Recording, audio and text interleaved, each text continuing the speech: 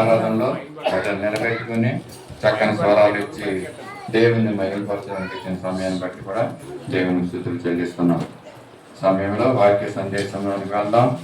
దానికి ముందుగా దేవుని యొక్క సహాయాన్ని మనం తీసుకుందాం, ప్రార్థన చేసుకుందాం. మన మధ్యలో నుండి డేవిడ్ బ్రదర్ ముందుకు వచ్చి దైవ వర్తమానం నిమిత్తమే ప్రార్థన చేస్తారు. కళ్ళు మూసుకుందాం, ప్రార్థనలో ఏకీపిద్దాం. దేవుడు తన పరిశుద్ధాత్మని విడుదల చేసి మనందరికీ అవసరమైన మాటలు, ప్రయోజనకరమైన మాటలు అది విందాం. ఈ యొక్క మాటల్ని ప్రార్థన చేసుకుందాం, దేవుని సహాయాన్ని తీసుకుందాం.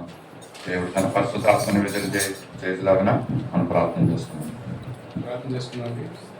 పరిశుద్ధ ప్రేమ గల మా ప్రభావ మీకు వందనాలు స్తోత్రాలైన మరో శబ్దాన్ని మమ్మల్ని అందరూ ప్రేమించిన మాకు సజీవులకు ఉంచినైనా మీ మందిరాలను మిమ్మల్ని ఆరాధించే భాగ్యం మాకు దయచేసి తండ్రి. అలా మేము గొప్పవారం కానప్పటికీ తండ్రి మీ ఉచితులను కృపశుభం తండ్రి మాకు ప్రేమించి తండ్రి మీ సన్నిధిలో తండ్రి మాటలు జీవపు ఆహారం మాటలు వినడానికి మీరు ఇచ్చినటువంటి ఈ భాగ్యాన్ని బట్టి మీకు వందనాలు తెలియజేస్తున్నాం. మా ప్రభావ ఇవన్నీ మీకు ఏమి ఇచ్చి మీరు తీర్చుకోలేదు కానీ మా ప్రభావ తండ్రి పూర్ణ శక్తితో పూర్ణ బలంతో ఆరాధించే ఇవన్నీ మమ్మల్ని సూచించింది కేవలం నేను ఆరాధించడానికి, నేను పూజించడానికి మాట్లాడుతున్నాను మా ప్రభు. మా ప్రభా అయ్యా 7 దినాల్లో తండ్రి శ్రేష్టమైన దినంగా తండ్రి ఎంచుకోబడి పరిశుద్ధ ఆదివారంలో ఆయన మా ప్రభావ అయ్యా మాకు ఉన్నటువంటి అనేకమైన తలంతులను, అనేకమైన కార్యకలాపాలు, అనేకమైన పనులు బారిన బట్టి తండ్రి మందిరం రాలేకపోయినటువంటి మా సహోదరులు బట్టి తండ్రి ప్రార్థిస్తున్నాం మా ప్రభావ. అట్టి కృప వారికి లేకుండా మేము పొందుతున్న కృప వారికి దయచేయండి మా ప్రభావ. మీకు వందనాలు స్తోత్రాలు తండ్రి. ఎవరైతే దూరంగా దేవునికి దూరంగా ఉండి తండ్రి ఏమి చేసినప్పటికీ తండ్రి ఫలించదని దేవుడు మాట్లాడుతున్నాం మా ప్రభావ తండ్రి. మీరే మాకు మార్గము జీవము తండ్రి సత్యము అయ్యారు మా ప్రభావ తండ్రి. అవును తండ్రి మీ మార్గం మీ సత్యం ద్వారా మీరు నడిచినప్పటికీ తండ్రి మా జీవితాల్లో ఫలభరితంగా ఉంటుందని మాట్లాడుతున్నారు మా ప్రభావ తండ్రి. ఇవరైనా అయితే ఆ బిడ్డలకు ఉన్నటువంటి ఆటంకాలు నేను నాకైతే తెలియదు కానీ మా ప్రభావ సమస్త జరిగిన మా ప్రభావ తండ్రి. మీరు ఉంటున్నటువంటి ఆటంకాలు తండ్రి జీవితంలో ఇకవైపు ఎన్నడూ రాకుండా వారిని తొలగించండి మా ప్రభావ తండ్రి. వారి హృదయాలు దేవుని పట్టి తిప్పండి మా ప్రభావ తండ్రి. అయ్యా నిజమైన దేవుడు, నిజమైన జీవపు మూటని ఈ రోజు తండ్రి నా హృదయంలో నేను వేసుకోకపోతే నేను నశించిపోతానేమో భారం వల్ల దయచేయండి మా ప్రభావ. మీకు వందనాలు స్తోత్రాలు తండ్రి. ఇవరైనా ఒక్క మాట ఏమన్నా తండ్రి అయ్యా అంత కష్టపడినప్పటికీ తండ్రి ఈ వాక్యాలు వినడం చాలా కష్టంగా ఉంటుంది మా ప్రభావ. ఇవన్నీ మాట్లాడుతున్నారు ప్రభావ. రాబో దినంలో అంచుకాలం తండ్రి ఇవరైనా దేవుని వాక్యం దూరం అయిపోతున్నారు మాట్లాడుతున్నారు మా ప్రభావ. అయ్యా సమయం ఉండగానే ఇల్లు చక్క పెట్టుకోమని మాట్లాడుతున్నారు మా ప్రభావ తండ్రి. అవును మా సమయం ఉండగానే తండ్రి మా హృదయాల్లో తండ్రి నీ వాక్యములు జీవపు మూటలు భద్రపరుచుకుని మా ప్రభావ తండ్రి. అయ్యా తగిన కాలం ముందు వాటి ద్వారా మేము జీవించడానికి, వాటి ద్వారా మేము హెచ్చరించబడడానికి సహాయం చేయండి మా ప్రభావ.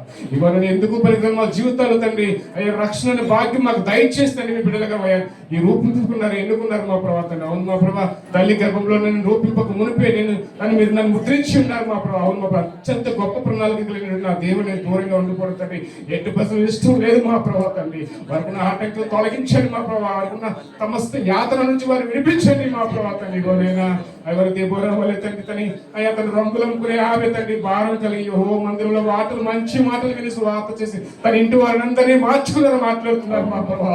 అయితే మేము విడిపోతున్నాం మా ప్రభావ తండ్రి, ఏమి తొలగిపోతున్నాం మా ప్రభావ. అయ్యా మొదటి ప్రేమ మాలో లేకుండా పోతుంది మా ప్రభావ తండ్రి. అవిశ్వాసత తండ్రి భ్రష్టులు అయిపోతున్నాం మా ప్రభావ. శాతం మమ్మల్ని దూరపరుస్తుంది మా ప్రభావ తండ్రి. అయితే మా సహోదరు విషయమే ప్రార్థిస్తున్నాం మా ప్రభావ తండ్రి.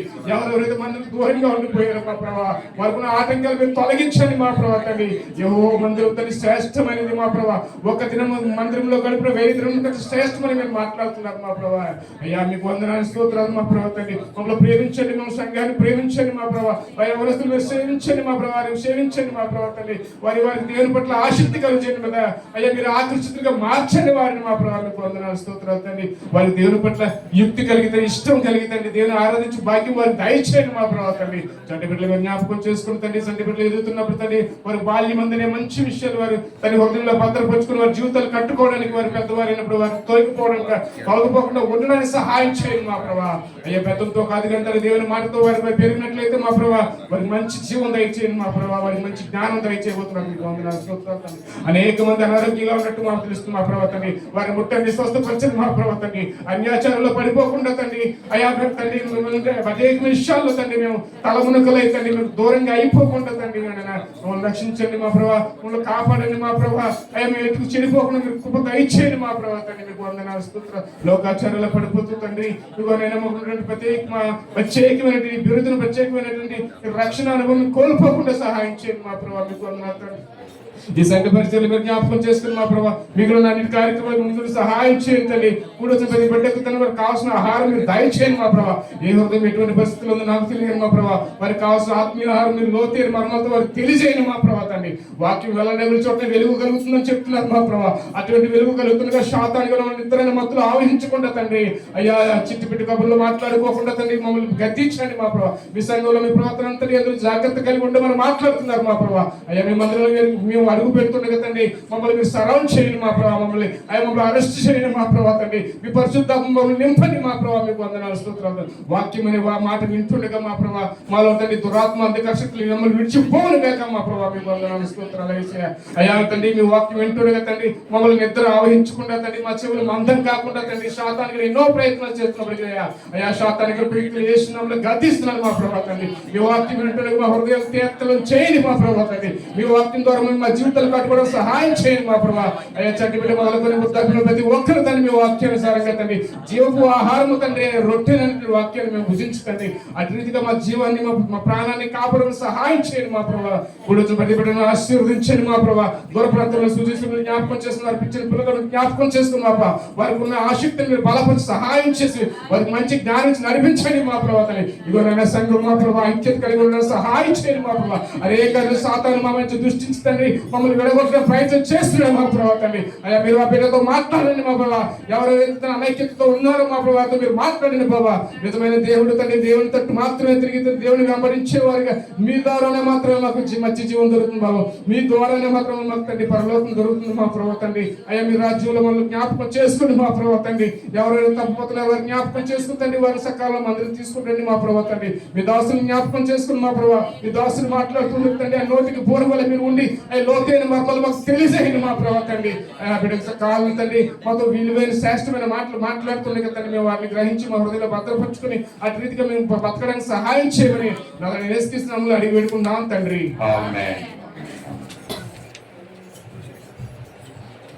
దేవుని పరిశుద్ధ నామంలో చేరి వచ్చిన సంఘానికి సంఘస్థులందరికీ కూడా వందనాలు తెలియజేస్తున్నాను. దేవుడు గత దినాలన్నీ కూడా మనల్ని కాపాడాడు, క్షేమం ఇచ్చి నడిపించాడు. ఈ ఉదయకాల సమయంలో ఈ ఆరాధన పరిశుద్ధ సహవాసంగా పరిశుద్ధ సన్నిధిలో పరిశుద్ధాత్మ దేవుని యొక్క ఆయన యొక్క సమయంలో మనం ఇక్కడ ఉంటున్నాము. ఇది ఎంతో శ్రేష్టమైన సమయం. మనకు అనుగ్రహించిన గొప్ప తరుణం అని మనం భావించాలి. ఏదో అనాలోచితంగా దేవుని సన్నిధికి వచ్చాము, కొంచెము కొంత సమయం ఎక్కడ ఉన్నామో వెళ్ళామనే కాకోకుండా ప్రభువుని మన హృదయాంతరంగాలతో దేవుణ్ణి స్తుతించాలనే ఉద్దేశము మనకు కలిగి ఉండాలి. దేవుణ్ణి మహిమపరచాలనే ఉద్దేశము మనకు కలిగి ఉండాలి. మనం ఏం చేస్తున్నా, ప్రార్థన చేస్తున్నా, పాటలు పాడుతున్నా, దేవుని వాక్యాన్ని చదువుతున్నా, వింటున్నా, మరి ఇది మన జీవితాలకి ఆశీర్వాదకరము, ఇది మన జీవితాలకి నెమ్మది ఇస్తుందన్న ఉద్దేశంతో మనం ఈ మాటలు మనము వినాలని తెలియజేస్తున్నాను. హృదయపూర్వకంగా ప్రభు మరి యొక్క జనవరి మాసం కదండి 16, 18 తారీఖునికి మనం వచ్చాం. అంటే ఈ సంవత్సరంలో నూతన సంవత్సరం దేవుడు మనకిచ్చి 18 దినాలు కూడా దేవుడు మనల్ని కాపాడాడు. 17 దినాలు కాపాడి ఈ యొక్క ఆరాధన ఆదివారం దేవుని మందిరంలో ఈ విధంగా కూర్చుని ఆయన్ని స్తుతించడం ఎంత గొప్ప సంగతి, మనకి ఎంతో అదృష్టమైనటువంటి విషయం అని కూడా నేను తెలియజేస్తున్నాను. మరి గత ఆదివారం దినం మనం ఒక మంచి వాక్యాన్ని దేవుడు మనకి తెలియజేశాడు. కొన్ని మాటలు ఏంటంటే అది నిర్ణయం, చక్కని మాట. మనం తీసుకునే నిర్ణయాలు ఎలా ఉండాలి కదండి, అది దేవుణ్ణి కలిగి ఉన్నటువంటి బిడ్డలుగా మనము ఏ విధమైనటువంటి ఆలోచనలు మనం ఆలోచించాలి, ఏ విధమైనటువంటి నిర్ణయాలు మనం తీసుకోవాలి, దేవుని సహాయం తీసుకుని మన నిర్ణయాలు చేసుకుని మనం ముందుకు వెళ్తే దేవుడు మనకి సహాయం చేస్తాడు. మన సొంత ఆలోచనతోటి సొంత నిర్ణయాలు మనం తీసుకుంటే అవి నెరవేరవండి. ఈ దినాన్ని అనేక మంది ఇక్కడ వాక్యం వినడానికి లేక దేవుని ఆదివారం మందిరానికి రావడానికి మరి వారు తీసుకున్నటువంటి సొంత నిర్ణయాలు అవి కదండి. ఇది దేవుని నిర్ణయం అయితే కానే కాదు. దేవుని నిర్ణయం అయితే మనం సంపూర్ణంగా ఆయన మీద ఆధారపడాలి. ప్రభువా, నా పనులన్నీ కూడా నువ్వే చెయ్యి. ఇదిగో ఆదివారం నేను దేవుని మందిరంలోకి వెళ్ళి కొంత సమయం ప్రభువా నీ సన్నిధిలో కూర్చుంటానికి నాకు అవకాశం ఈ ప్రభువా అని దేవుని కనుక ప్రార్థిస్తే దేవుడు తప్పుకోకుండా ఇస్తాడండి. మనం ఒకవేళ లోకానుసారమైనటువంటి ఆలోచన నిర్ణయాలు తీసుకున్నా కూడా అవన్నీ కూడా ఒట్టిగా చేసి దేవుడు మన దేవుని నిర్ణయం, మనం ఆశపడే నిర్ణయాన్ని దేవుడు మన జీవితంలో మనం నెరవేరుస్తాడు. మరి మన చక్కని విషయాలు మనం నేర్చుకున్నాం. ఎవరంటే వారు గిబియోనీయులు, వాళ్ళు అన్యులండి కదా, దేవుని తెలియనటువంటి జనాంగము. మరి వారు ఎప్పుడైతే దేవుని దగ్గరికి రావాలనే నిర్ణయం తీసుకున్నారో దేవుడు వారిని పట్టుకుని మరి ఆఖరి వరకు మరి క్రైస్తవులకు లేక దేవుని బిడ్డలకు లేనటువంటి యోగ్యత వారికి అనుగ్రహించాడండి. ఎంత గొప్ప ధన్యత. ఇంకా చెప్పాలంటే ఒక మాట నేను అదేనని చెప్పలేదు. మరి సొలొమోను సహితం కూడా ఆ విధంగా ఎవరండి, సౌలు రాజు ఆయన యొక్క దినాల్లో ఈ గిబియోనీయుల్ని మరి కొంతమందిని చంపేశాడంటండి. గిబియోనీయుల్ని ఆ చంపేసిన కారణంగా దేవుడు గిబియోనీయుల్ని ఎంతగా ప్రేమించాడంటే అన్య జనాంగాలను కూడా దేవుడు ప్రేమిస్తాడన్న విషయాన్ని మన గిబియోనీయుల ద్వారా మనం నేర్చుకోవచ్చు. సౌలు గిబియోనీయుల్ని చంపడం ద్వారా దావీదు కాలంలో 3 సంవత్సరాలు కరువు వచ్చిందంటాడు. 3 సంవత్సరాల కరువు. దావీదు దేవుని చేత ఎన్నుకోబడ్డాడు, ప్రతిష్ఠింపబడినటువంటి వ్యక్తి, రాజు, గొప్ప ప్రార్థనాపరుడు. అటువంటి వ్యక్తి మరి అతని కాలంలో దేవుడు ఏం చేశాడంటే కరువును రప్పించాడండి. 3 సంవత్సరాలు అంటే సమృద్ధి ఉండవలసిన సమయం అది, దేవుడు కరువును రప్పించాడు. ఎందుకంటే గిబియోనీయుల్ని దేవుడు అంతగా ప్రేమించాడంట. ఎందుకంటే సౌలు గిబియోనీయుల్ని చంపడం వల్ల మరి దేవుడు ఆ దినాల్లో గిబియోనీయుల నిమిత్తమే నేను కరువు రప్పించాను అని చెప్తున్నాడంట. అప్పుడు దావీదు తెలుసుకుని దావీదు ఏం చేశాడంటండి, గిబియోనీయుల్ని పిలిచాడంట. బాబు, మీకోసం నేను ఏం చెయ్యాలి? దేవుడు ఈ 3 సంవత్సరాల కరువుతో మమ్మల్ని చంపేస్తున్నాడు. సౌలు కాలంలో మిమ్మల్ని చంపాడంట, మీ యొక్క బంధువులను చంపాడంట. దాని నిమిత్తం ఇదిగో ఈ దినాల్లో మాకు కరువు వచ్చింది కనుక మేము మీకు ఏం చేస్తే మరి మీరు సమ్మతిస్తారో సంతోషిస్తారో తెలియజేయమన్నప్పుడు ఆ గిబియోనీయులు అన్నారంట, ఇదిగో సౌలు కాలంలో మా బంధువులు చంపారు కాబట్టి, సౌలు చంపాడు కాబట్టి ఇదిగో సౌలు యొక్క పిల్లల్ని, వాళ్ళ యొక్క సంతానాన్ని, దాంట్లో 7గురిని మా చేతికి అప్పచెప్పు. కుమారులను రాస్తుంటదండి అక్కడ.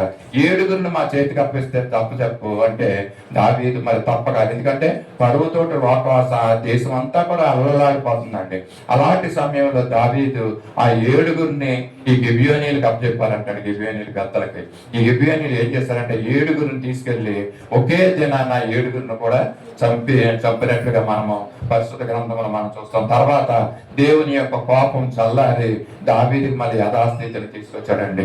అంటే చూసారు కదా, ఇక్కడ అన్యజనులు అనుకుంటాం, కానీ ఈవెన్ మనం కూడా అన్యజనులమేనండి. ఒకప్పుడు మనం దేవుని పిల్లలం కాదు, మనం అన్యజనుల్ని దేవుడు ప్రేమిస్తున్నాడు అన్న విషయానికి దానికి సాదృశ్యం మనమే. దేవుడు మనల్ని ప్రేమిస్తున్నాడు, అన్యజనులు సహితం ప్రేమిస్తున్నాడు. గిబియోనీయుల్ని ప్రేమించాడు. గిబియోనీయుల్ని ఏ విధంగా మరి వాళ్ళు యుద్ధంలో చనిపోతారని తెలుసుకుని వాళ్ళు తీసుకున్న నిర్ణయం దేవుని బిడ్డలైనటువంటి ఇశ్రాయేలు దగ్గరికి వెళ్ళాలి అని వాళ్ళు ఆలోచించుకుని దేవుని బిడ్డల దగ్గరికి వచ్చి వాళ్ళ ప్రాణాలు కాపాడుకున్నారు. దేవుడు వారిని క్షమించి వారికి ఏమి ఇచ్చాడంటే అంచెలంచెలుగా వాళ్ళని ఆశీర్వదించడం మొదలు పెట్టారు కదండి. వాళ్ళు నీళ్లు చేసేవారుగాను, కట్టెలు కొట్టేవారుగా దేవుడు వారిని ఆశీర్వదించాడు. అంతేకాకుండా మందిరానికి సేవ చేసేవారుగా దేవుడు వారిని ఆశీర్వదించాడు. అంతేకాకుండా ఇదిగో సౌలు కాలంలో వాళ్ళని చంపుతుంటే దేవుడు చూసి మరి కోపాన్ని ప్రదర్శించినప్పుడు చూస్తున్నాం. మరి ఆ యొక్క గిబియోని యొక్క సౌలు యొక్క పిల్లల్ని చంపిన తర్వాత ఆ పరిశుద్ధ గ్రంథంలో చూడండి, నేను రిఫరెన్స్ చూపించడానికి సమయం లేదు. దేవుడు ఎందుకు ఈ మాటలు నాకు తెలియజేయమని మళ్ళా నాకు గుర్తు చేస్తున్నాడు. ఎందుకంటే మనుషులు తీసుకున్నటువంటి నిర్ణయాలు ఎంతవరకు లీడ్ చేస్తున్నాయి, ఎంతవరకు తీసుకెళ్తున్నాయి. మనం చేసే నిర్ణయాలు, మన సొంత నిర్ణయాలు మన జీవితాలకు అది నెమ్మది ఇవ్వకపోవచ్చు. మనం చేసే సొంత నిర్ణయాలు మన జీవితాలకు అది ఆశీర్వాదకరంగా ఉండకపోవచ్చు కొన్నిసార్లు. కానీ దేవుని దగ్గర నువ్వు నిర్ణయాన్ని అడిగితే, దేవుని శక్తిని కలిగి ఉండి నువ్వు నిర్ణయాలు తీసుకుంటే, దేవుడు మన హృదయాన్ని, మన మనసుని దేవునికి సమర్పించుకుని ఆయన దగ్గర మనం కుమ్మరించుకుంటే దేవుడు తప్పకుండా నీకు మంచి ఆలోచన దేవుడు అనుగ్రహిస్తాడు. నమ్మిన వారిని ఒకసారి అదిలో చెప్తామా? దేవుడు మనకు మంచి ఆలోచనలు ఇచ్చిన గాక. మరి ఏ విధమైనటువంటి లోక సంబంధమైనటువంటి నిర్ణయాలు మనం తీసుకోకూడదు. కేవలం మన హృదయంలో ఉండదు ఏంటంటే ఇదిగో దేవుని పరిచర్య విరివిగా జరగాలి, దేవుని నామం గణపరచబడాలి, దేవుని నామం మహింపరచబడాలి. ఇది ఒకటే మన హృదయంలో ఉండాలండి. ఈ దినాన దేవుని మందిరానికి వచ్చిన మనము మరి దేవుడు మనకి మంచి నిర్ణయాలు ఇవ్వాలని దేవుడు ఆశపడుతున్నాడు.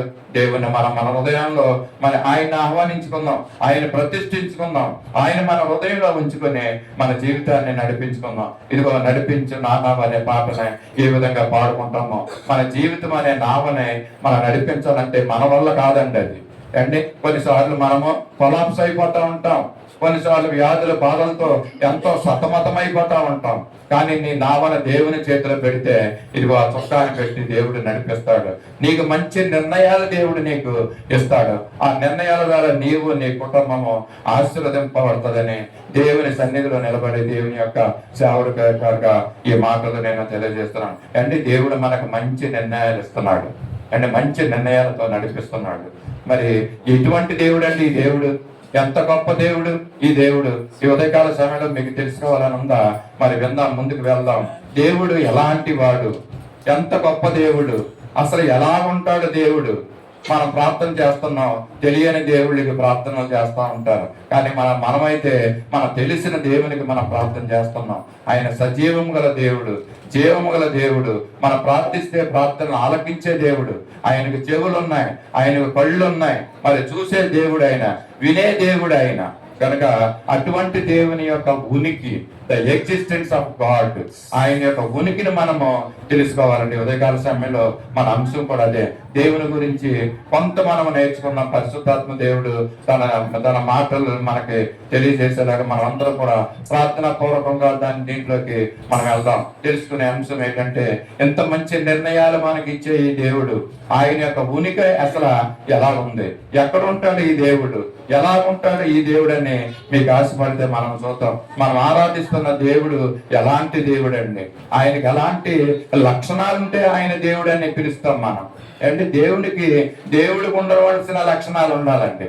ఇందాక ఉత్తర చిత్రంలో నేర్చుకున్నాం ఏంటంటే ఆయన దేవుడికి ఉండవలసిన లక్షణాలు ఉన్నాయా? మనం మొయ్యాలి ఆ దేవుడిని అండి. దేవుడు మనల్ని మొయ్యాలి ముదిరి వచ్చే వరకు. కానీ మనం ఏం చేస్తున్నాం? మన దేవుణ్ణి మరి ఎత్తుకుని మోసుకుని వెళ్ళే పరిస్థితులండి. మనల్ని దేవుడు సంకల్పం పెట్టుకోవాలి. ఇదిగో మనం పడిపోతున్నప్పుడు, మన కష్టాల్లో ఉన్నప్పుడు దేవుడు మనల్ని లేవనెత్తి ఆయన మన సంక పట్టుకుని తీసుకుని వెళ్తుంటే ఎంత మనకి ఓర్పండి, ఎంత మనకి సంతోషము, ఎంత మనకి కంఫర్ట్ మనకు ఉంటుందండి. దేవుడు కనుక ఆయన చేతిలో మనల్ని ఎత్తుకుంటే, ఆయన మన సంకన పెట్టుకుని ఎత్తుకుని తీసుకెళ్తే ఎంత మరి సంతోషం ఉంటుందో, సమాధానం ఉంటుందో అది చెప్పలేనిది. అనుభవించిన వాళ్ళకి మాత్రమే తెలిసేది ద గాడ్స్ ప్రజెన్స్ ఎలా ఉంటుంది, ద ఉనికి, ద ఎగ్జిస్టెన్స్ ఆఫ్ గాడ్. దేవుడు ఎక్కడ ఉంటున్నాడు, అసలు ఆరాధిస్తున్న దేవుడు ఆయనకు ఉండవలసిన లక్షణాలు ఎలా ఉన్నాయి. మనం ఆరాధిస్తున్న దేవుడు త్రియేక దేవుడు. మనం ఆరాధిస్తున్న దేవుడు తండ్రి, కుమార, పరిశుద్ధాత్మల యొక్క దేవుడు, త్రియేక దేవుడు, త్రిత్వమై ఉన్నటువంటి దేవుడు ఆయన కదండి. తండ్రి, కుమార, పరిశుద్ధాత్మలుగా దేవుడని మనకు ఎంతమందికి తెలుసు అండి. ఆయన భిన్నత్వంలో ఏకత్వం కలిగినటువంటి దేవుడు, యూనిక్ గాడ్ అని మనకు చెప్తా ఉంటారు. ఆయన త్రిత్వంగా ఉన్నాడు.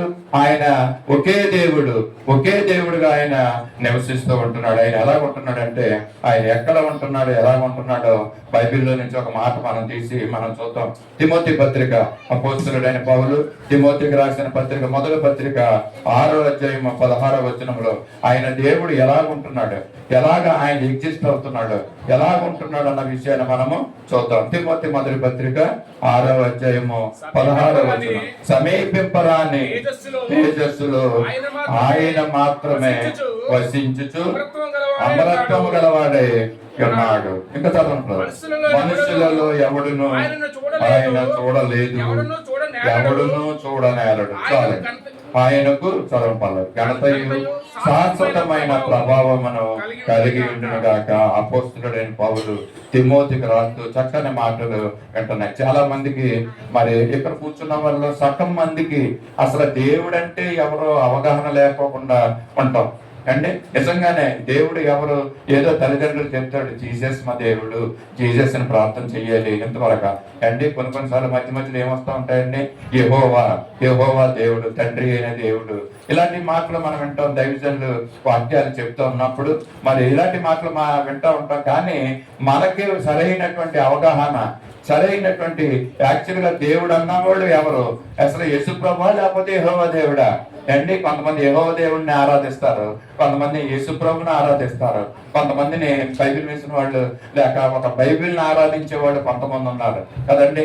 బైబిల్నే మేము ఆరాధిస్తామంటే మేము ఇంకేం ఆరాధించమని చెప్పేవాళ్ళు కొంతమంది ఉంటారు. కొంతమంది నేను యెహోవా దేవుడిని, యెహోవా సాక్షులు వారు, నేను తండ్రినే పూజిస్తాం, కుమారుడు అన్నవాడు యేసు ప్రభు అన్న ఆయన కుమారుడే కానీ ఆయన దేవుడు కాదని చెప్పేవాళ్ళు కొంతమంది ఉంటారండి. కానీ ఇక్కడ ఏం చెప్తున్నారంటే త్రియేక దేవుడు, తండ్రి అయిన దేవుడు, త్రియేక దేవుడు, తండ్రి కుమార పరిశుద్ధాత్ములుగా ఉంటూ త్రిత్వమై ఉంటూ అమరత్వంలో ఉన్నాడు అంటండి. ఆయన సమీపింపరాని తేజస్సులో ఆయన అమరత్వము కలిగి ఉన్నాడు. అమరత్వం అంటే ఇంకా ఆయనకి ఎప్పటికీ కూడా చావు అనేది ఉండదండి. అంటే ఆయన కుమారుడిగా ఎప్పుడు వచ్చాడంటే మన పాపముల నిమిత్తం వచ్చాడు. ఇక్కడికి ఒక కుమారుని స్వారూప్యము ధరించుకుని ఈ లోకానికి వచ్చినటువంటి యేసు ప్రభు. మనం ఇంకా చెప్పాలంటే క్లియర్ గా ఆయన తండ్రి అయిన దేవుడు, కుమారుడైన దేవుడు, పరిశుద్ధాత్ముడైన దేవుడు. ఒకరు టీవీలో డిబేట్ పెట్టుకున్నారండి. పగడాల ఆయన ప్రవీణ్ కుమార్ గారితో ఇంకొక వ్యక్తి అంటాడు, ఆయన అంట నేను యేసు ప్రభువుని కుమారునిగా మాత్రమే నమ్ముతాను, నేను తండ్రి, నేను దేవుడిగా నమ్మను అని అంటాడండి అతను అండి. ఇక యేసు ప్రభువుని తండ్రి యొక్క కుమారుడే అతను కానీ ఆయన దేవుడు కాదని అంటాడు. పగడాల ప్రవీణ్ గారు అంటారు, కాదు, మేమైతే తండ్రిని దేవునిగా నమ్ముతున్నాము, కుమారుని దేవునిగా నమ్ముతున్నాము, పరిశుద్ధాత్మని దేవునిగా నమ్ముతున్నాం. ఇదంతా ఒక మనిషిలో ఒక భాగాలు ఏ విధంగా అయితే ఉన్నాయో చెయ్యిలో, లేకపోతే ఒక వాక్యం కూడా ఉందండి, తండ్రి అయిన దేవుని యొక్క బాబు అంటారు. యేసు ప్రభువు వారు ఎవరంటే ఆయన యొక్క బాబుగా ఉంటున్నాడు అంటారు. ఆయన కుమారుడిగా మన పాపాల నిమిత్తం ఈ లోకానికి వచ్చాడు, మరలా పరలోక రాజ్యం వెళ్ళాడు. వాడు ముగ్గురు ఒకటే. యోహాను సువార్తలో అంటాడు, నేను నీ యందును నీవు నా యందును ఏ విధంగా ఉన్నామో వీరందరూ మన యందు ఉండేలాగా వీళ్ళకి గ్రహింపును అనుగ్రహించి ప్రభువు అంటూ ఉంటాడండి. ఏది ఏమైనప్పటికీ త్రిత్వమైనటువంటి దేవుడు, తండ్రి కుమార పరిశుద్ధాత్మలుగా ఉంటున్న దేవుడు ఆయన. ఆయన ఎంతో గొప్ప దేవుడు. ఆయన ఎలా ఉంటున్నాడు అంటే 16వ వచనంలో అంటాడు, సమీపింపరాని తేజస్సులో ఉంటున్నాడు అంటండి. ఆయన ఒక్కడు మాత్రమే, అంటే తండ్రి కుమార పరిశుద్ధాత్మలుగా సమీపింపరాని తేజస్సులో ఉంటున్నాడు అంట. ఇంకా చెప్పాలంటే ఆ తేజస్సు ఎంత అంటే ఒక సూర్యుడు ఇప్పుడున్న దగ్గర నుంచి 1 కిలోమీటర్ కిందకు వస్తే మనం ఇక్కడ ఈ ఎండకు తట్టుకోలేమండి ఇక్కడ కదండి. లేక సూర్యుడిని తీక్షణంగా మనం చూడలేం. ఒకవేళ సూర్యుడే కిందకు వస్తే మనం అసలు చూడలేం, మనం బ్రతకలేము. అలాంటిది ఒక 100 సూర్యుల తేజస్సు కలిగి ఉంటే ఆయన్ని చూడగలమండి. ఆయన ముఖం ఎంత ప్రకాశిస్తా ఉంటది, ఆ ముఖాన్ని చూడగలమా, చూసి బ్రతకగలమా మనం అసలు? అంటే అంత సమీపింపరాని తేజస్సు అంటే అంతేనండి. దాని దగ్గరికి వెళ్ళం మనం అండి. ఇప్పటికే చిన్న వేడైతే ఏసీలు ఆన్ చేసుకుని కూర్చుంటా ఉంటాం మనం కదా. కానీ సమీపింపరాని అంత తేజస్సు, సూర్యుని మరి తేజస్సు కంటే సూర్యుని సృష్టించిన దేవుడు ఎంత తేజస్సు గలవాడో మనం ఇప్పుడు ఇక్కడ ఒకసారి మనం గ్రహించుకోవాలి, మనం ఆలోచించుకోవాలి. సమీపింపరాని తేజస్సులో ఆయన మాత్రమే వసిస్తున్నాడంట, నివసిస్తున్నాడంట. ఆయన అమరత్వం గలవాడై ఉన్నాడంటండి. ఆయనకు చావు లేదు. ఆయనే మొదటివాడు, ఆయనే కడపటివాడు, ఆయనే ఆల్ఫా, ఆయనే ఒమేగా అయి ఉన్నాడండి. ఆయనకు అంతములైనటువంటి దేవుడు. చావు అనేది లేదు. మనుషులలో ఎవ్వడు ఆయన్ని చూడలేదంట, ఎవరు కూడా నేలడు అనేసి ఇక్కడ ఉంటుంది. కనుక అపుస్తలుడైన పౌలు చెప్తున్నాడు, అటువంటి దేవునికి ఘనత శాశ్వతమైనటువంటి ప్రభావం కలిగి ఉండాలని పౌలు చెప్తున్నాడు. మనం కూడా ఏం చెప్పాలంటే ఆయనకి ఎల్లప్పుడూ కూడా ఇదిగో దేవా, నీకు శాశ్వతమైన ఘనత, నీకు శాశ్వతమైన మహిమ నీకు కలిగి ఉండాలని మనం ఎప్పుడు కూడా కోరుకుంటాం. దేవుడు ఇచ్చిన ఆయుష్ దినాల్లో ఆయన స్తుతిస్తూ ఆయన మహింపరుస్తూ ఉండాలండి. అంటే దేవుని యొక్క ఉనికి గురించి మనం నేర్చుకుంటున్నాం, ధ్యానిస్తున్నాం. మనం దేవుని యొక్క ఎగ్జిస్టెన్స్ గురించి ఎలా ఉంటున్నాడండి. ఆయన ఆకాశాల పైన, పరలోకము పైన ఆయన ఒక్కడే నివసిస్తున్నాడంట. సమీపంపరాని తేజస్సులో అమరత్వము కలిగి నివసిస్తున్నటువంటి ఆ దేవుడు, ఆయనకున్నటువంటి లక్షణాలు చూద్దాం. ఆయన దేవుడు ఒక్కడే ఉంటున్నాడు, అక్కడ ఒక్కడే నివసిస్తున్నాడు. తండ్రి, కుమార, పరిశుద్ధాత్మలుగా నివసిస్తున్నాడు. ఆయనకున్నటువంటి లక్షణాలు మనం చూద్దాం. అలాంటి ఆయన ఎలాంటి దేవుడు అంటే సర్వాంతర్యామి అంట. ఆయన ఒక్కడే అక్కడ ఉన్నా కూడా ఆయన సర్వాన్ని చూడగల దేవుడు అంటండి. సర్వ సృష్టిని చేసినటువంటి ఆయన సృష్టికర్త. ఆయన ఎలాంటి దేవుడు అండి, సర్వాంతర్యామి. అన్ని ప్రదేశాల్లో కూడా ఉండగలిగిన వాడు, చూడగలిగినటువంటి దేవుడు. అంతేకాదు, రెండవదిగా ఆయన సర్వజ్ఞాని అంట. జ్ఞానమే ఆయన. ఈ జ్ఞానం ఇచ్చిందే దేవుడు, ఆయనే జ్ఞానవంతుడు అనేసి ఇక్కడ సర్వజ్ఞాని అని చెప్తున్నాడు. సర్వాంతర్యామి, సర్వజ్ఞాని. ఆయన సర్వశక్తిమంతుడు అంటండి. దేవుడు ఎలాంటి వాడండి, సర్వశక్తిమంతుడు. శక్తిని కలిగించిన వాడే ఆయనే ఎగ్జిస్ట్ అయి ఉంటున్న దేవుడు గనక ఆయనకు ఉన్నటువంటి గుణగణాలు, లక్షణాలు ఏంటంటే ఆయన సర్వాంతర్యామి, సర్వజ్ఞాని, సర్వశక్తిమంతుడైనటువంటి దేవుడు. మనకు తెలిసినటువంటి పేర్లు ఏంటంటే దేవుడు ప్రేమామయుడు, మనకు తెలుసు కదండి. దేవుడు కరుణామయుడు, ఆయన దయామయుడు అండి. అటువంటి దేవుడిని మనము కలిగి ఉన్నాము. ఇంకా ఇక్కడ మనం చూస్తుంటే ఈ లక్షణాల్లో అన్నింటికంటే ప్రాముఖ్యమైనటువంటి లక్షణం ఏంటంటే దేవుడు కలిగి ఉన్నటువంటి లక్షణము ఆయన ప్రేమ కలిగి ఉన్నాడు.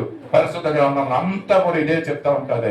ప్రేమ కలిగి జీవించండి, ప్రేమ కలిగి జీవించండి అంటారే గాని, వింటామే గాని మనము ప్రేమ కలిగి జీవించలేనటువంటి పరిస్థితులు మనకి ఎదురుతా ఉంటాయి. సాతాను మన దగ్గరికి తీసుకొస్తా ఉంటాడు. ఇతరులు మనం ప్రేమించలేనటువంటి పరిస్థితుల్లో ఉంటాం. కానీ దేవుడు ప్రేమామయుడండి. ఆయనకున్నటువంటి ప్రేమ ఎంత అంటే అది కొలవలేనిది అంటే ప్రేమ అంటండి. దేనితోనే ఆయన ప్రేమను మనం కొలవలేమంటండి. అంత ప్రేమమయుడైన దేవుడు. అంటే ఈ సర్వ సృష్టిని సృష్టించడానికి ముఖ్య కారణం ఏంటంటే ఆయనకున్నటువంటి ప్రేమ. ఆయనకున్నటువంటి ప్రేమని ఆయన దగ్గర ఉంచుకోకుండా ఆయన ఏమంటాడంటే ఆయన ఇతరులకు పంచాలనే ఉద్దేశము ఆయనకు ఆశ కలిగి ఉందండి. ఆయనకున్నటువంటి ప్రేమను బట్టి ఇతరులకు చూపించుకోవాలంట. దేవుడు ఏం ఆశిస్తున్నాడంటే ఆయన ఉనికి చెప్తున్నాను, ఆయన యొక్క లక్షణాలు చెప్తున్నానండి. దేవుడు ఆయనకు ఉన్నటువంటి ప్రేమను మరి ఇతరులకు కనపరచాలనేటువంటి ఆయనకు ఆశ ఉందంటండి. ఎంత గొప్ప ఆశ మనం చూస్తున్నాం కదా. అటువంటి ప్రేమమయుని యొక్క స్వారూప్యంలో పుట్టిన మనము, కలుగు చేసినటువంటి మనం ఎలా ఉండాలంటే ప్రేమను కలిగి జీవించాలి. ఇప్పటికే మనలో ఉన్నటువంటి అసూయలు, ద్వేషాలు, కలహాలు, పగలు ఇవన్నిటిని కూడా విడిచిపెట్టాలి. ఎందుకంటే ప్రేమమయుడైనటువంటి దేవుణ్ణి మనము కలిగి ఉన్నాము, ఆయన్ని మనము స్వీకరించి ఉన్నాము కనుక ఆయన ప్రేమను మనం జ్ఞాపకం చేసుకుని ప్రేమమయుడిగా మనము జీవించాలని దేవుడి ఉదయకాల సమయంలో ప్రేమమయుడిగా ఆయన చెప్తున్నాడు. ఆయనకున్నటువంటి లక్షణాల్లో మన అతి ప్రాముఖ్యమైన లక్షణం ఏంటంటే ప్రేమ కలిగినటువంటి ఆయన వ్యక్తిగా ఉన్నాడు. ఆయనకున్నటువంటి ప్రేమను ఇతరులకి చూపించాలనే ఉద్దేశంతో ఆయన ఏం చేశాడంటే ఆయన మొట్టమొదటిగా ఒక వ్యక్తిని సృష్టించాడంట. దాన్ని ప్రేమను చూపించడానికి. ఆయనకు ఉన్నటువంటి ప్రేమ ఎంతో ప్రేమ. దేవుడి లోకమును ఎంతో ప్రేమించాడు. దానికి లిమిట్ లేదండి, దాన్ని కొలవలేం మనం. అంత ప్రేమమయుడు. ఆ ప్రేమను చూపించడానికి ఒక వ్యక్తిని సృష్టించాడంట. చెప్పాలి సంఘం ఎవరండి? చెప్పండి, ఇంకా ఎవరన్నా చెప్పండి. ఆన్సర్ వస్తున్నాం చూస్తున్నాం తెలిసిన వారు. దేవుడు మొట్టమొదటిగా అంటే ఆయన ఆ సమీపంపరాని తేజస్సులో అమరత్వం కలిగి ఉంటున్నాడండి. అంటే ఆయన ప్రేమ కలిగి ఉన్నాడు. మరి అందుకనే నేను ముందుగానే చెప్పాను, తండ్రి, కుమార, పరిశుద్ధాత్మలతో ఆయన ముందుగానే ఉన్నాడు. ఆయన సృష్టించలేదండి. ఈ కన్ఫ్యూజన్ మీకు కూడా ఉండకూడదు. ఒకప్పుడు కొంతమంది కన్ఫ్యూజన్ ఉండేది ఏంటంటే యెహోవా సాక్షులు ఏం చెప్తారంటే కుమారుడైన క్రీస్తును యేసు ప్రభువే సృష్టించాడు అంటారండి.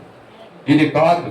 అది యేసు ప్రభుని సృష్టించింది దేవుడు కాదండి, తండ్రి అయిన దేవుడు కాదు.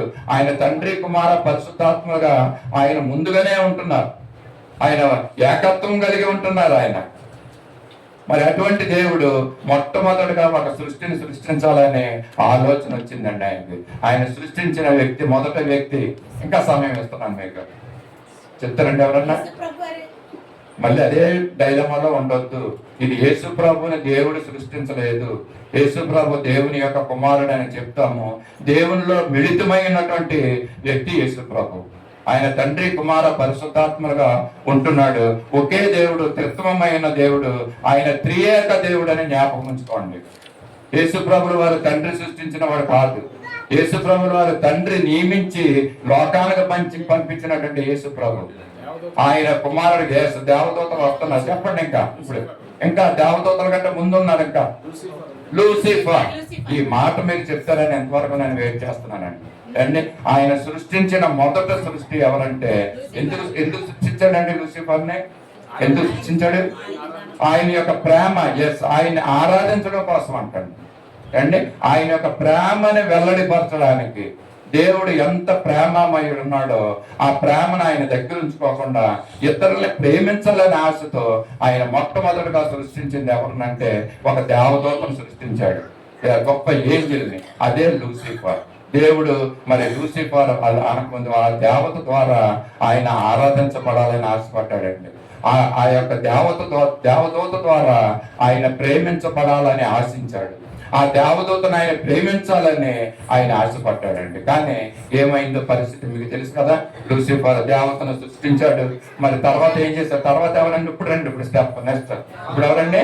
నెక్స్ట్ దేవదూతలు అండి. లూసిఫర్ను సృష్టించిన తర్వాత దేవదూతలను సృష్టించాడు దేవుడు. ఇదిగో ఆరాధన మొదలైంది అక్కడ అండి. పరలోకాన్ని సృష్టించుకున్నాడు. ఇదంతా సీక్వెన్స్, ఇదంతా ఆర్డర్. మరి సమయపరాని తేజస్సులో ఉంటున్న దేవుడు ఉంటూ ఉంటూ ఉంటూ మరి కొంతకాలం అయిన తర్వాత, కొన్ని కోట్ల సంవత్సరాల తర్వాత ఆయన ఏం చేశాడంటే తాను ప్రత్యక్షపరచుకుంటాం మొదలు పెట్టాడండి. తన ప్రేమను ఎల్లడిపరచడం మొదలు పెట్టాడు. లూసిఫర్ దేవతను మరి సృష్టించుకున్నాడు, దేవదూతను సృష్టించుకున్నాడు. దేవదూతల ద్వారా ఆ దేవదూతల్ని ఆయన ప్రేమించాడు. వీరు కూడా దేవుడిని ప్రేమించాలని దేవుడు ఆశపడ్డాడు. దేవదూతలు ఆరాధించాలని కోరుకున్నాడు దేవుడు. ఆ విధంగా ఆరాధిస్తున్నాడు. ఆ ఆరాధనకు అంతటికి కూడా చీఫ్ మ్యూజిషియన్ గా మరి లూసిఫర్ ఉంటున్నాడు. మరి తర్వాత ఏమైందండి? ఆ యొక్క మరి ఆరాధిస్తున్నారు. ఆ సమయంలో మరి యొక్క లూసిఫర్ హృదయంలో ఒక ఆలోచన వచ్చింది.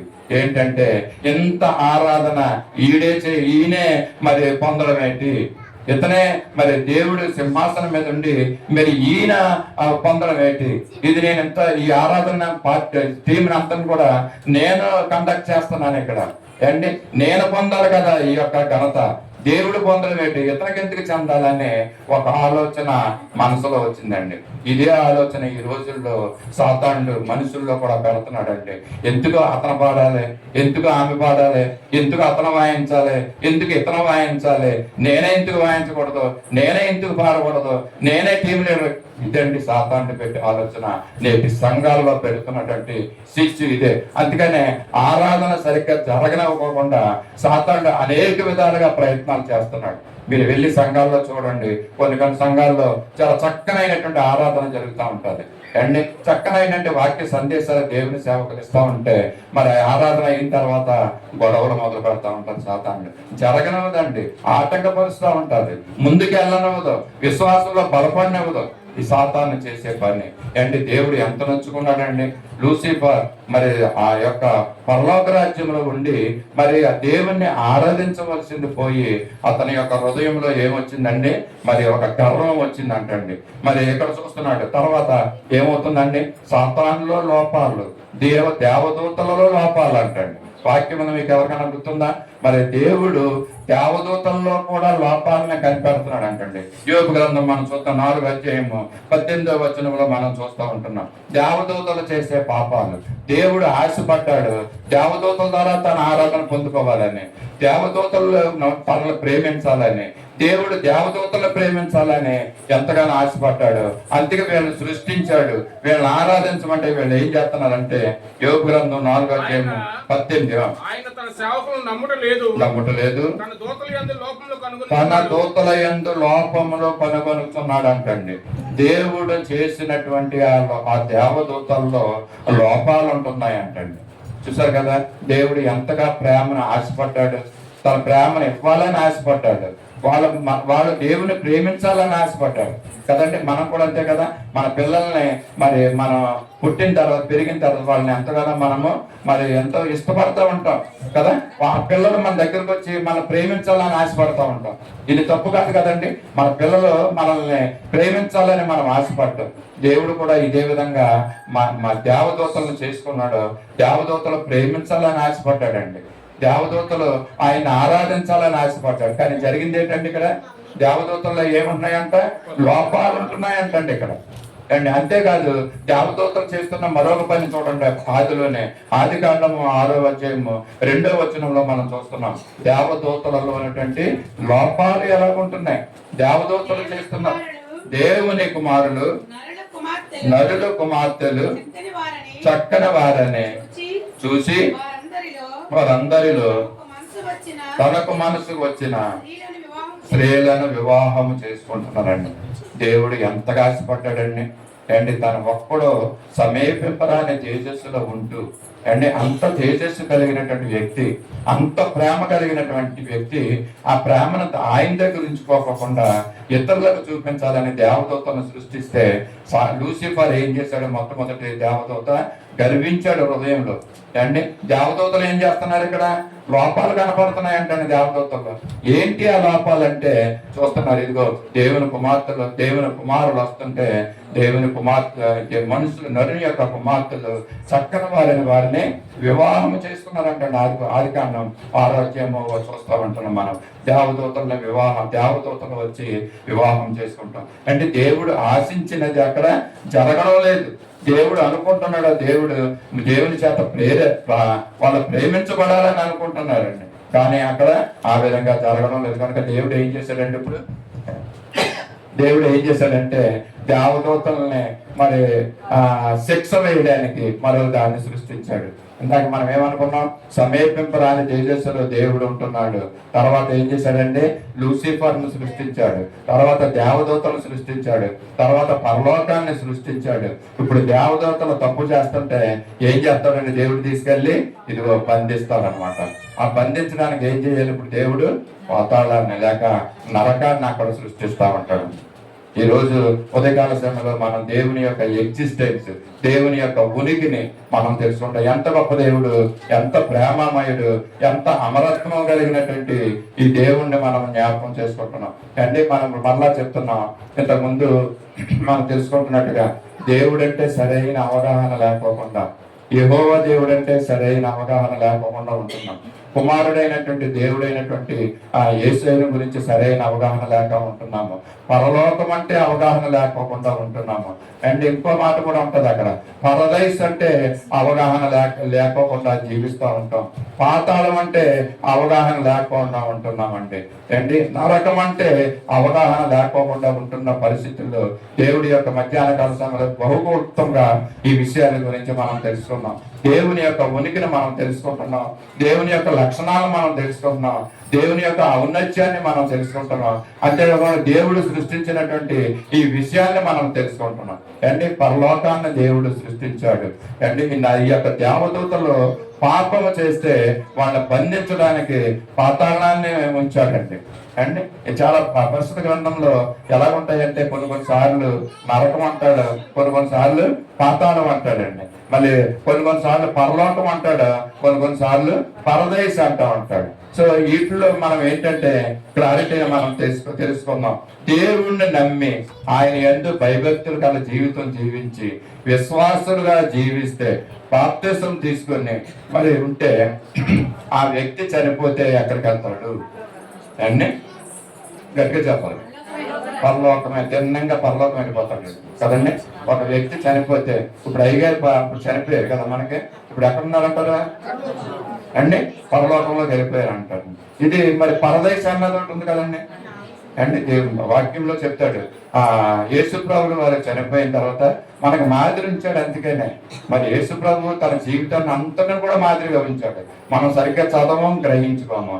ఆయన యేసుప్రభులు వారు చనిపోయిన తర్వాత ఎక్కడికి వెళ్ళాడు? తిన్నంగా అక్కడే పాతాళానికి వెళ్ళారు.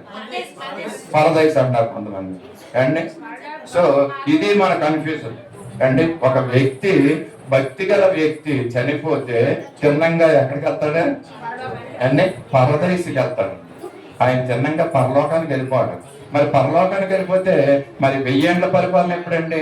తీర్పు ఎప్పుడు? మనకి తీర్పు లేకుండా నువ్వు తిన్నంగా పరలోకానికి వెళ్ళిపోతావు చనిపోయానని. ఒకసారి ఆలోచిద్దాం. ఒకవేళ నేను చెప్పేది తప్పు కావచ్చు అమ్మా, ఒకసారి ఆలోచిద్దాం. దేవుడు మనకి మంచి ఆలోచన ఇచ్చింది కాక. చనిపోయిన తర్వాత తిన్నంగా ఎక్కడికి వెళ్తామంటే మనము పరదేశంలోకి వెళ్తామండి. పరలోకానికి వెళ్ళిపోము ముందుగా. అంటే చాలా తీర్పు ఉంది మనకి. నువ్వు చేసిన పనులన్నీ మళ్ళీ చెప్తా బయట పెట్టాలి దేవుడు. బయటెట్టి నీకు అన్ని చెప్తాడు, ఎలాంటి పనులు చేసావు ఇక్కడ లోకంలో జీవించినప్పుడు. జీవగ్రంథం ఇప్పబడతాది అండి, వేరొక గ్రంథం ఇప్పబడతాయి. ఇవన్నీ ఉన్నాయి. 1000 ఏళ్ల పాలన ఉంది, 7 ఏళ్ల శ్రమకాలం ఉంది అండి, గోగు మాగోగు యుద్ధాలు ఉన్నాయి అండి, లూసిఫర్ను తీసుకెళ్లి పాతాళంలో బంధించడం ఉంది. ఇవన్నీ ఉన్నాయండి. మొదటి పునరుద్ధానం ఉంది అండి, రెండవ పునరుద్ధానం ఉంది. ఇవన్నీ కూడా బైబిల్లో రాసిన మాటలు నేను చెప్తున్నాను, నా సొంతంగా చెప్పడం లేదు. నేను ఇక్కడ నాకు తెలిసినటువంటి వరకు ఏంటంటే, ఒక వ్యక్తి భక్తి గల జీవితం జీవించిన వాడు అండి, పరిశుద్ధమైనటువంటి జీవితాన్ని జీవించినటువంటి వ్యక్తి, సమూయేలుతో సహా అండి. సమూయేలు ఎంత మంచి భక్తుడు, బాల్య దినాల నుంచి మందిరాల్లో ఉంటున్నటువంటి జీవించినటువంటి వ్యక్తి, సమర్పించబడినటువంటి వ్యక్తి తల్లి చేత.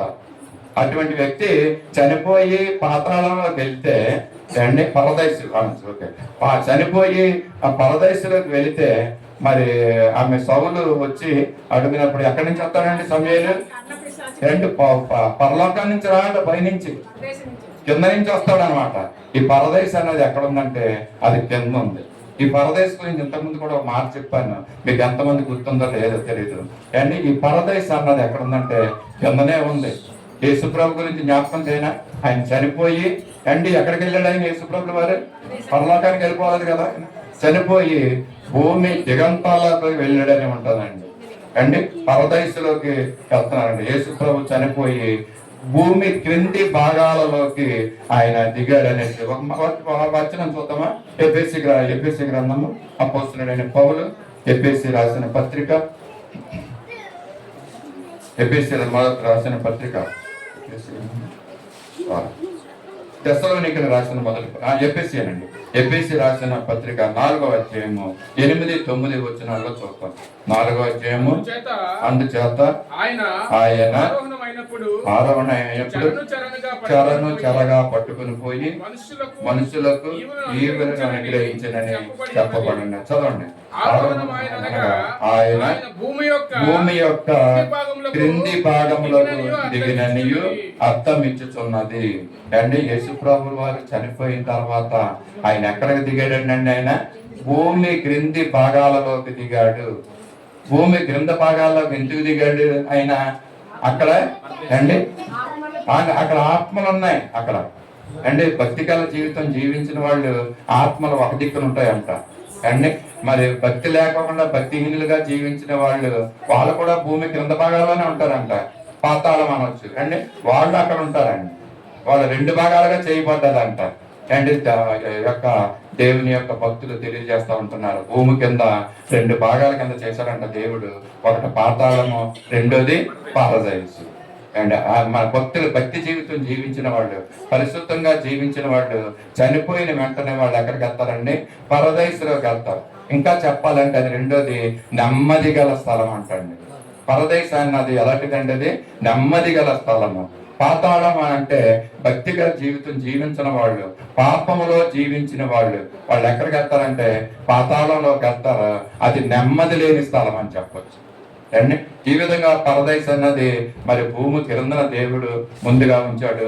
చనిపోయిన ఆత్మలు ఆదాము మొదలుకొని యేసుప్రభుల వారు చనిపోయి కిందకి భూమి గంతాలకు కిందకి వెళ్ళే అంత వరకు కూడా వాళ్ళ భక్తిగల జీవితం జీవించిన వాళ్ళందరూ పరదేశంలో ఉన్నారు. భూమి కింది భాగాల్లో మరి ఒక భక్తి జీవితం జీవించిన వాళ్ళు పాతాళంలో వాళ్ళు శ్రమలు అనిపిస్తూ ఉంటున్నారు. ఇది మరి వాక్య ప్రకారంగా మనకు తెలుసుకున్నది మనం చూస్తున్నాం. ఎఫెసీ పత్రికలో మనం ఇక్కడ చూస్తున్నాం. కొరింథీ పత్రికలో కూడా మనం ఒక మాట చూద్దాం. కొరింథీ 2వ పత్రిక 12వ అధ్యాయము 1, 3, 4 వచనాల్లో మనం చూస్తున్నాం. ఇది ఏం చేస్తారంటే వినండి, మన తర్వాత వాక్యం చూస్తున్నాం. ఒక్క నిమిషం ఆగండి. ఇప్పుడు ఏం చేస్తారంటే దేవుడు యేసు ప్రభువు వారు చనిపోయిన తర్వాత ఏమయ్యాడండి? ఆయన భూమి క్రింద భాగాలలోకి వెళ్ళాడు. ఎక్కడికి వెళ్ళాడు? ఆయన పాతాళలోకి వెళ్ళలేదు. ఆయన ఎక్కడికి వెళ్ళాడు? పరదేశంలోకి వెళ్ళాడు. అందుకని దొంగతో ఏం చెప్తాడండి? నేడు నీవు నాతో కూడా పరదేశంలో ఉందుము. చనిపోయిన వెంటనే యేసు ప్రభువు వారు ఆత్మరూపంగా ఈ యొక్క దొంగను కూడా రక్షించుకున్నాడు కాబట్టి ఆత్మరూపంగా ఆ యొక్క పరదేశంలోకి వెళ్ళి పరదేశంలో ఉన్నటువంటి భక్తులందరినీ కూడా ఏం చేశాడంటే ఆయన, మరి ఇదిగో ఇంకా ఉందంటే ఆ దొంగ సాక్ష్యం ఇచ్చాడని చెప్తారు. కిందకి వెళ్ళిన తర్వాత ఈ యొక్క యేసు ప్రభు పుట్టక ముందు ఉన్నటువంటి ఈ భక్తులందరూ కూడా చనిపోయారండి. చనిపోయిన తర్వాత వాళ్ళు ఎక్కడికి వెళ్ళారు? పరదేశంలో ఉన్నారు. కానీ ఆయన యేసు ప్రభుని చూడలేదు వాళ్ళు అండి. యెషయా చూడలేదు, సమూయేలు చూడలేదు, దావీదు చూడలేదు, ఆదాము చూడలేదు, అబ్రాహాము చూడలేదు, యాకోబు చూడలేదు. ప్రవచనాలు అయితే రాశారు కానీ యేసు ప్రభు గురించి యేసు ప్రభుని చూడలేదండి వాళ్ళు. ఈ దొంగ యేసు ప్రభు పరదేశంలోకి వెళ్ళిన తర్వాత మరి అక్కడ దొంగ సాక్ష్యం ఇస్తున్నాడు అంటే యేసు ప్రభు గురించి అక్కడ వాళ్ళతో.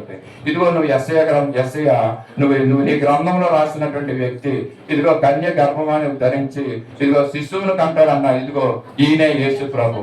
ఎవరైతే గాయాలు పొందుతాడో శరీరం అంతా శిలువకు అప్పచెప్పబడతాడో ఇదిగో ఆయనే యేసు ప్రభు అని అక్కడ ఉన్నటువంటి భక్తులందరికీ చెప్పిన తర్వాత మరి దొంగ సాక్ష్యం తెలియజేసిన తర్వాత వాళ్ళందరూ నమ్మి ఆవిడ యేసు ప్రభులు వారు ఏం చేశారంటే ఆ యొక్క భక్తులందరినీ ఆత్మలను చెరగా తీసుకుని మధ్యాకాశంలోకి తీసుకెళ్ళాడు అంటండి. అది 3వ ఆకాశం. మనకు తెలుసండి, పరలోక రాజ్యానికి దగ్గర ఒక ఆకాశం ఉంటుంది, మనం చూసే ఒక ఆకాశం ఉంది, మధ్యలో ఒక ఆకాశం ఉంది, 3వ ఆకాశం.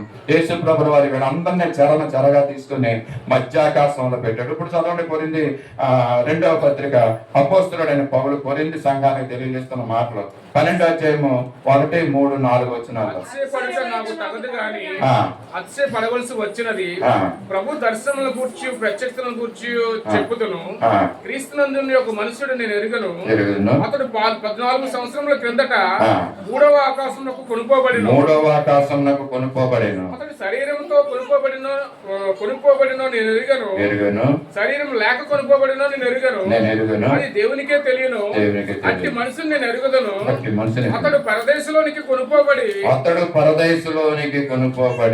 వసింప సఖ్యము కాని మాటలు వినను. చాలండి. ఇక్కడ మనం చూడవలసిన మాట ఏంటంటే 2వ వచనంలో 3వ ఆకాశమునకు కొనుక్కోబడ్డాడు అంటాడు అపోస్తలుడైన పౌలు కొరింథీ సంఘానికి తెలియజేస్తున్న మాటలు.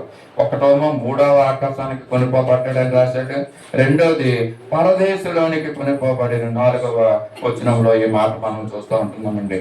అంటే ఈ మధ్యాకాశంలో 3వ ఆకాశంలో మరి అక్కడ దేవుడు కింద ఉన్నటువంటి ఈ యొక్క పరదేశం తీసుకుని వెళ్ళి మధ్యాకాశంలో పెట్టుకుని వచ్చాడు. అందుకనే కదా యేసు ప్రభువు వారు తన 2వ రాకడలో ఏమవుతుంది అంటండి, పునరుద్ధానం మధ్యాకాశంలోకి వస్తాడు దేవుడు అండి. ఆయన కూడా వెంట పెట్టుకుని వస్తాడని అంటాడు ఆత్మల్ని. అండ్ ఈ ఎవిడెన్సెస్ ద్వారా మనం తెలుసుకుంటుంది ఏంటంటే పరదేశు పాతాళము, మరి ఇప్పుడు ఉన్నటువంటి పరదేశు మధ్యాకాశంలో ఉందన్నమాట. అంటే ఇప్పుడు చనిపోతే మనం ఎక్కడికి వెళ్తామండి ఇప్పుడు? అండ్ ఎక్కడుందా పరదేశు? మధ్యాకాశంలో ఉందా? అది భూలోకంలో మనం దిగం ఇంకా.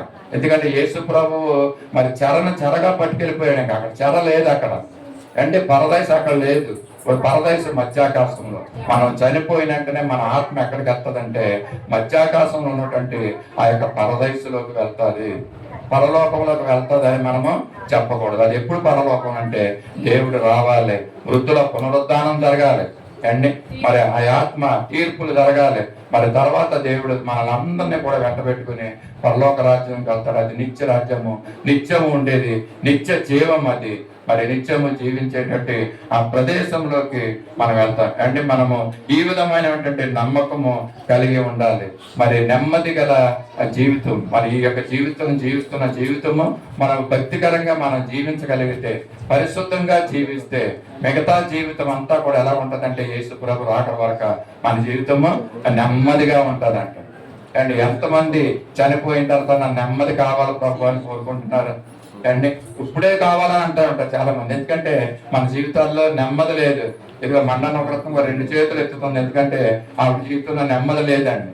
అండి ప్రతి దానికోసం బాధపడతాడు, ఎందుకంటే అనారోగ్యాలు అండి, బాధలు, వ్యాధులు అండి. నా జీవితంలో నెమ్మది ఉందని చెప్పేవాడు ఒక్కడు కూడా కనపడరు. నెమ్మది లేని పరిస్థితులే.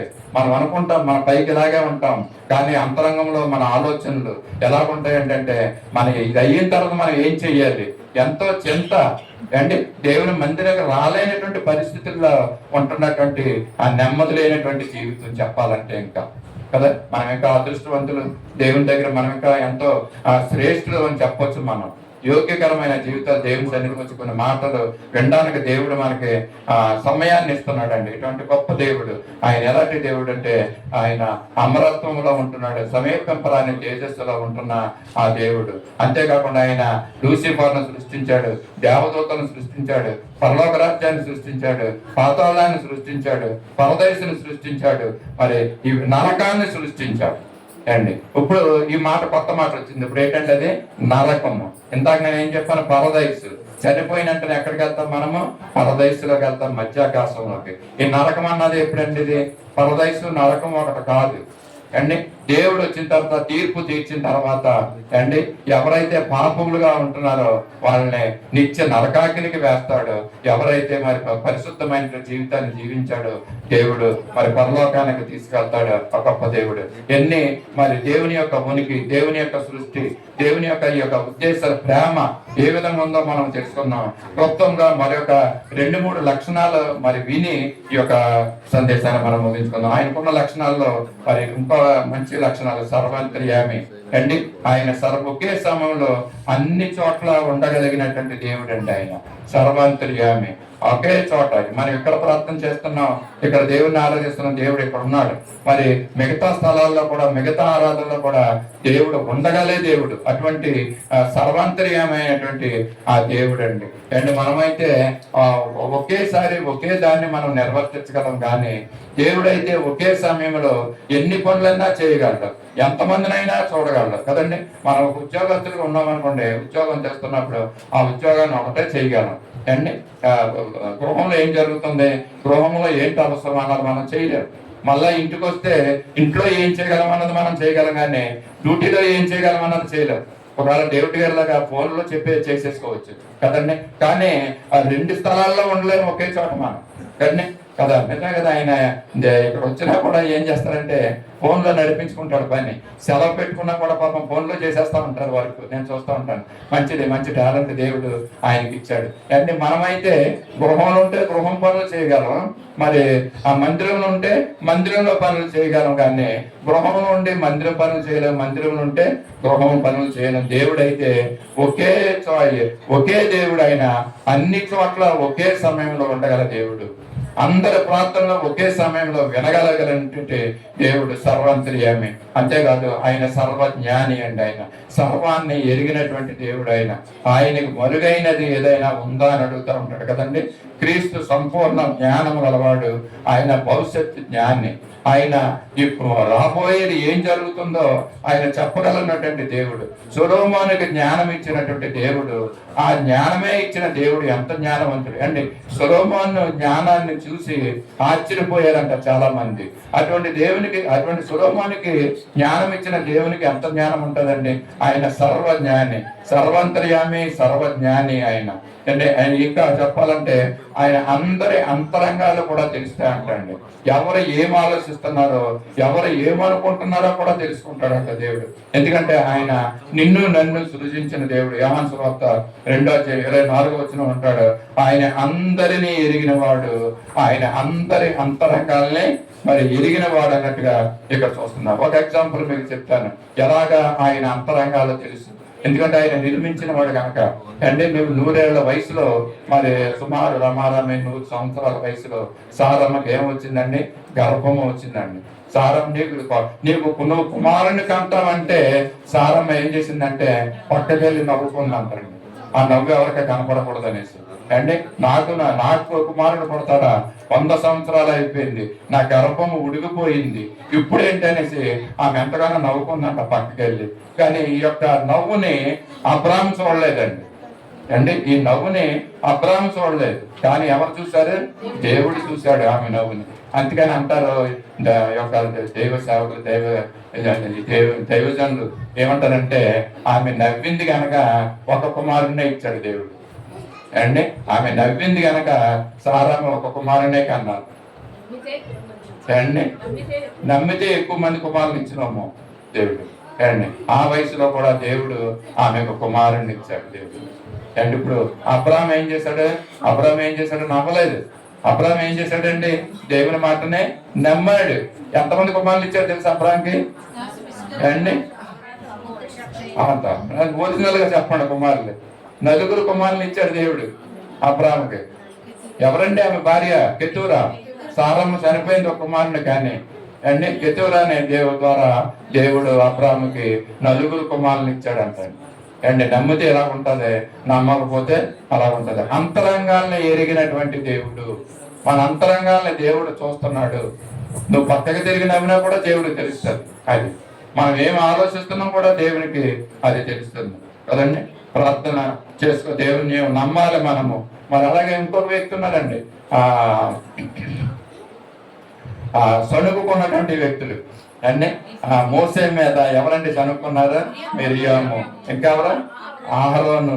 వాళ్ళు ఏం చేశారంటే సణుకున్నారండి మోసే మీద. ఆ సణుగుడు మోసేకి తెలియదు అంటే. మోసేకి తెలుసా సణుకున్నట్టు? చూడలేదు మోసే, కానీ ఎవరికి తెలుసు? దేవుడు చూశాడంట ఆ సణుగుడు. తర్వాత ఏం జరిగిందో మన అందరికి తెలుసు. వాళ్ళిద్దరికి ఏమొచ్చిందంటే, అతను ఎవరు? మిరియంకి కుష్ఠరోగం వచ్చిందంట. ఇదండి, ఒకవేళ సన్నిగితే ఎలాంటి భయంకరమైనటువంటి పరిస్థితులు వస్తాయో. అంతరంగాన్ని ఎరిగినటువంటి దేవుడు అంతరంగాన్ని చూస్తున్నాడు. మనలో కూడా దేవుడు చూస్తున్నాడు. అబ్రాహాముతో దేవుడు చెప్తున్నాడు, నేను సర్వశక్తిమంతుడును, నాకు అసాధ్యమైనది ఏదో ఉందా అండి. ఆయన సర్వశక్తిమంతుడు, సర్వాంతర్యామి, ఆయన సర్వజ్ఞాని, ఆయన సర్వశక్తిమంతుడు. నేను ఏదైనా చేయగలను అండి. ఏదైనా చేయగల శక్తివంతుడు అయినటువంటి దేవుడు, సర్వకాలాల్లో ఉన్నటువంటి దేవుడు అంటండి. భూత వర్తమాన భవిష్యత్ కాలాల్లో ఉంటున్న దేవుడు, ఉండబోయే దేవుడు అంటండి. ప్రకటన గ్రంథం ఉంటుంది, చదవకూడదు. నేను మొదటి వాడను, కడపటి వాడను, ఆల్ఫా ఒమేగా అని అంటాడండి. దేవుడు అన్ని కాలాల్లో ఉంటున్న దేవుడు అండి, సర్వకాలాల్లో ఉంటున్న దేవుడు. ఆయన ఒక సీజన్ లో ఉండి ఒక సీజన్ లో లేకపోయే దేవుడు కాదండి. ఆయన అన్ని కాలాల్లో ఉంటున్నాడు దేవుడు అండి. ఆయన అన్ని కాలాల్లో ఉంటున్న దేవుడు. కొంతమంది దేవుళ్ళు ఎలా ఉంటారంటే, ఒక సీజన్లో లాక్ అవుతుందండి అండి. ఏమవుతుంది అక్కడ? దేవుడు లాక్ అయిపోయి ఉంటాడు. మరి కనపడ్డా అక్కడ వెళ్ళకూడదు, మనం దర్శనం చేయకూడదు అక్కడ అండి. మరి కొంతమంది దేవుళ్ళు చలికాలంలోనే ఉంటారు, ఎండాకాలం ఉంటారు అలా అండి. ఇటువంటి దేవుళ్ళు ఉన్నారు, చాలా దేవుళ్ళు. అయితే మన దేవుడు అయితే అన్ని కాలాల్లో, అన్ని వేళల్లో, అన్ని సమయాల్లో ఉంటున్నటువంటి ఆ దేవుడు, అన్ని కాలాల్లో ఉంటున్న దేవుడిని మనం చూద్దాం. అన్ని కాలంబుల నున్నాయేవాని నన్నాతరంబాయు కన్న తండ్రి. అన్ని కాలంబుల నున్నాయేవాని నన్నాతరంబాయు కన్న తండ్రి. వన్నేకే దినమోత పాసాళి సన్నోతు నాతమయ్యుండ మొన్నే నీకు. అన్ని కాలంబుల నున్నాయేవాని నన్నాతరంబాయు కన్న తండ్రి. హల్లెలూయా. ఈ పాట ఇవాళ మొదటి పాటగా పాడానండి. చాలా మంది అప్పటికి రాలేదు, ఇప్పుడు వచ్చారు, కనీసం విన్నారు, సంతోషం కదండి. అన్ని కాలాల్లో దేవుడు ఉంటున్న మన దేవుడు ఎంత సంతోషం అండి, ఎంత ఆనందం. మన ఏ స్థితిలో ఉన్నా, ఎక్కడున్నా, ఏ కాలంలో ఉన్నా, ఏ పరిస్థితుల్లో ఉన్నా చూసే దేవుడు మన దేవుడు, వినే దేవుడు మన దేవుడు అండి. ఇంత గొప్ప దేవుడిని మనం కలిగి ఉన్నందుకు మనం ఎంతగానో ఆనందించాలి. ఒకటి మాట చెప్పి నేను ముగిస్తున్నాను. ఆయన దేవుడు ఎలా ఉన్నాడంటే, ఆయన సమీపింపరాని తేజస్సులో అమరత్వము కలిగి ఉంటున్న దేవుడు. ఇదిగో పరలోకాన్ని సృష్టించుకున్నాడు, దేవదూతలను సృష్టించుకున్నాడు, పాతాళాన్ని, నరకాన్ని, పరదైసుని, పరలోకాన్ని సృష్టించుకున్న దేవుడు, సర్వాంతర్యామి, ఆయన సర్వజ్ఞాని, సర్వకాలాల్లో ఉంటున్నటువంటి అంత గొప్ప దేవుణ్ణి మనము కలిగి ఉన్నాం కదండి. మరి అనేక కాలాల్లో ఉంటూ దేవుడు తాను ప్రత్యక్షపరుచుకున్నాడు అంటే పురాతన కాలంలో ఉన్నాడంట, అనాది కాలంలో ఉన్నాడంట, ఆది కాలంలో ఉన్నాడంట. మరి సమయం లేక నేను దీన్ని కట్ చేస్తున్నాను. పురాతన కాలం నుండి దేవుడు ఏం చేశాడు, మరి అనాది కాలంలో ఉండి దేవుడు ఏం చేశాడు, అలాగే ఆది కాలంలో ఉండి దేవుడు ఏం చేశాడు, మనుషుల్ని సృష్టించుకున్నాడు. అండ్ ఇంత చెప్పాను కదా, దేవుడు ప్రేమామయుడు. ఆయనకు ఉన్నటువంటి ప్రేమని కనపరచడం కోసమే ఇదంతా చేశాడంటండి. అండ్ ఇన్ని చేసిన దేవుడు సంతోషపడలేదు, ఎందుకంటే దేవదూతల పాపం చేసుకుంటూ పోతున్నారండి.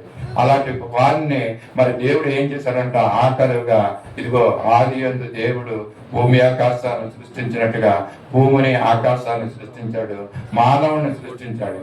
అండ్ మానవుణ్ణి తన ప్రేమను చూపిస్తున్నాడు. అంటే మానవుడు తనని ప్రేమించమని దేవుడు కోరుకుంటున్నాడు, కానీ దేవుడు మరి మొట్టమొదటి నుంచి ఆయనకి వ్యతిరేకత ఎదురవుతా ఉందండి. మానవుని సృష్టించిన తర్వాత మానవుడు ఏం చేశాడండి, దేవుణ్ణి ప్రేమించాడా, దేవుణ్ణి ప్రేమించగలిగిన వాడుగా ఉంటున్నాడా దేవుణ్ణి? కానీ మానవుడు కూడా అదే చేశాడండి, మోసకరమైన జీవితం. దేవుడు ఏం చేస్తున్నాడంటే ఇదిగో జలప్రలయం ద్వారా మొత్తం అంతనే నాశనం చేసి అంత కోపము దేవుడు తెచ్చుకున్నాడు అండి మానవుల మీద. ఇదిగో ఈ మధ్యాహ్న కాల సమయంలో దేవుడు మనకు తెలియజేస్తున్న మాటలు, ఇదిగో దేవుడు ఎంతో ప్రేమమయుడు. ఆయన ప్రేమను చూపించాలని పరలోకాన్ని భూలోకాన్ని సృష్టించాడు, దేవదూతల్ని మానవుల్ని సృష్టించాడు. మనం దేవుణ్ణి ప్రేమించాలని కోరుకుంటున్నాడు, ఆశపడుతున్నాడు. కానీ మనం ఏం చేస్తున్నామంటే లోకానుసారమైనటువంటి విషయాలు, ఇదిగో సృష్టిని సృష్టించిన దేవుణ్ణి మనం ప్రేమించుకోకుండా ఆ సృష్టిని ప్రేమిస్తూ ఇదిగో లోకం వైపు వెంబడి వెళ్ళిపోతున్నటువంటి మనుషుల్ని దేవుడు చూస్తూ ఉన్నాడు. ప్రేమమైన దేవుని ఎప్పటికైనా మనం గ్రహించుకుని ఆ దేవుణ్ణి మనం ప్రేమించాలి. మనకి ఇచ్చినటువంటి ఈ యాచకాల జీవిత దినాల్లో దేవుణ్ణి మనము ప్రేమించాలి. దేవుడు సృష్టించిన సృష్టి అంతటిని మనం అనుభవిస్తూ దేవుణ్ణి మనము మహింపరచాలి, ఆయన గణపరచాలని కోరుకుంటూ తెలియజేస్తూ ఈ మాటలు తెలియజేస్తూ ముగిస్తున్నాం. దేవుడు ఈ యొక్క వాక్యాన్ని మన వెనుకలో దేవునికరంగా ఆశీర్వాదకరంగా చేయను కాక ప్రార్థించుకుందాం. మమ్మల్ని అతి మిక్కిలిగా ప్రేమించిన మా పదాప్రియ తండ్రి, పరిశుద్ధులైన దేవ, ప్రేమ నమ్మకమైన కృపగల ప్రజా, ఈ పరిశుద్ధ వాళ్ళకు వందనాలు స్తుతులు స్తోత్రాలు చెల్లించుకుంటున్నామయ్యా. ఈ యొక్క మధ్యాహ్న కాల సమయంలో మా తండ్రి నీ యొక్క ఉనికిని మాకు తెలియజేశావయ్యా. మరి పరిశుద్ధ గ్రంథంలో కొన్ని మాటలు మర్మంగా రాయబడినటువంటి విషయాలు కూడా మీరు మాకు తెలియజేశారు. ఇదిగో నువ్వంటే ఏంటో తెలియజేశావు ప్రభా. దాన్ని బట్టి నీకు స్తోత్రాలు చెల్లించుకుంటున్నాం తండ్రి. కుమార పరిశుద్ధాత్మలుగా తీర్థముగా ఉంటున్న తండ్రి నీకు స్తోత్రాలు వందనాలయ్యా. తండ్రి ఇదిగో సమీపింపరాని తేజస్సులో నువ్వు మాత్రమే నివసిస్తున్నా తండ్రి, నీకు స్తోత్రాలు వందనాలు చెల్లించుకుంటున్నావు. నువ్వు ఎంతగానో ప్రేమిస్తున్నావు మానవాన్ని అంతటిని సృష్టించి మా తండ్రి, లోకాన్ని సృష్టించావు, దేవదూతలను సృష్టించావు. ఇదిగో నువ్వు ఎంతగానో నీ ప్రేమను బలపరుస్తున్నావు, ప్రత్యక్షపరుస్తున్నావు. దాన్ని బట్టి నీకు స్తోత్రాలు వందనాలు చెల్లించుకుని మానవుల్ని నువ్వు ప్రేమిస్తున్న విధానం బట్టి నీకు వందనాలయ్యా. నువ్వు ప్రేమిస్తున్న నీ కుమారుని మానితమై ఈ లోకానికి తీసి పంపించావు, నీకు స్తోత్రాలు. ఇచ్చిన రక్షణ బట్టి నీకు వందనాలయ్యా. ఇదిగో తండ్రి పరిశుద్ధంగా ఈ లోకంలో జీవించి నువ్వు ఇచ్చే నిత్య రాజ్యంలో మేము ప్రవేశించే యోగ్యులుగా మేము జీవించడానికి నీ కృపను మాకు అనుగ్రహించండి. ఇచ్చిన మాటలు తెలియజేసిన విషయాలు మా హృదయంలో వినికిలో ఆశీర్వాదకరంగా ఉండటం, మా జీవితాలను ఆశీర్వదించి నడిపించమని యేసయ్య పరిశుద్ధ నామంలో అడిగి వేడుకొంటున్నాం తండ్రి, ఆమేన్. లేచి నిలబడదాం. పరలోక ప్రార్థన ఆశీర్వాదంతో సమర్పిస్తాం. పరలోకమున్న మా తండ్రి, నీ నామం పరిశుద్ధపరచబడును గాక, నీ రాజ్యం వచ్చిన గాక, నీ చిత్తం పరలోకమున నెరవేర్చినట్టు భూమి యందును నెరవేరును గాక. మాకు కావాల్సిన అందిన ఆహారం నేడు మాకు దయచేయండి. మా రుణస్థలను క్షమించిన ప్రకారం మా రుణం క్షమించింది. మమ్మల్ని శోధనలోకి తేటాకి తప్పించింది. ఎందుకంటే రాజ్యము బలము మహిమ నిరంతరం నీవున్నావు తండ్రి, ఆమేన్. మన పరమ తండ్రి అయిన దేవుని దివ్యమైన ప్రేమ, మన ప్రభువును రక్షకుడైన యేసుక్రీస్తు యొక్క శాశ్వతమైన కృప, సర్వ సత్యములకు నడిపిస్తున్న పరిశుద్ధాత్మ దేవుని యొక్క అన్యోన్య సహవాసము, సన్నిధి, సమాధానము, కాపుదల, సంరక్షణ సకల పరిశుద్ధులకు తలలో ఉంచిన మనందరికీ, మన కుటుంబాలకు, సంఘానికి, సార్వత్రిక సంఘమునకు ఇప్పుడు ఎల్లప్పుడూ సదాకాలం తోడైండి నడిపించిన కాక, ఆమేన్. ఆశీర్వాదం